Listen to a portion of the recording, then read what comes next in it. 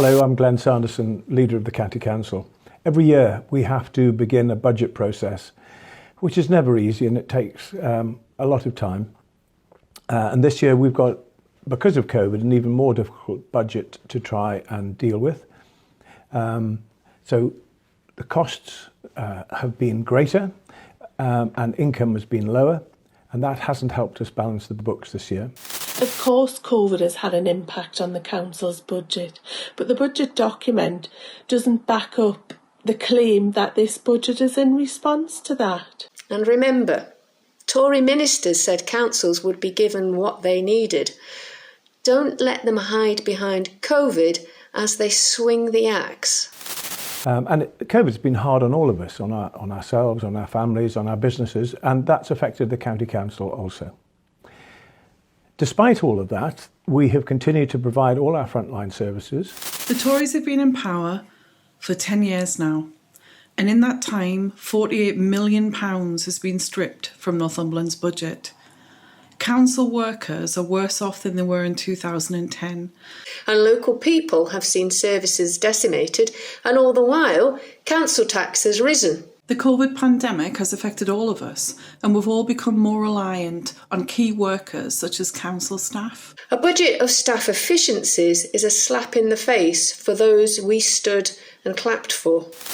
We have got to make progress where we can in seeing where we go from here, and that's where you come in. Because around about £8 million, possibly less, not quite sure yet because we haven't been given the final figures from government. It looks like about £8 million is going to be around the figure we have to save this year. This is a typical pre-election budget with a sting in the tail. The £8 million the Tories are proposing to cut this year is just the tip of the iceberg, with an eye-watering £34 million set to be cut in the next 2 years. If the Tories at County Hall were being honest, they'd tell us this, and they would have included it in their consultation. Whatever happened to levelling up? But this year I want to do things slightly differently and have much more engagement and consultation with you, the residents, so that you can have your say. Tell us where you think we should be spending more, spending less, what you think we do well, what you don't think we do well. This is no different to the consultations of previous years. Local people always have an opportunity to take part in the consultation, and the current administration have a habit of keeping it low-key.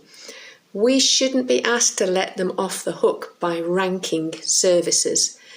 Something that's not so important to me might be very important to your neighbour, your grandparents, or your children. On the 10th of December, we opened up this new discussion forum. We need your feedback. We really would like your feedback on a number of key areas that will help us pull the budget together. Nearly 2 weeks have passed since the consultation opened, and this is the first significant announcement to the public. People who rely upon these services have been kept in the dark, and on the eve of Christmas, when many people take a well-earned rest, news of the consultation is snuck out on social media. You could be forgiven for wondering whether the Tories actually want feedback on their slash-and-burn budget, or whether this is just a tick-box exercise so they can blame the public.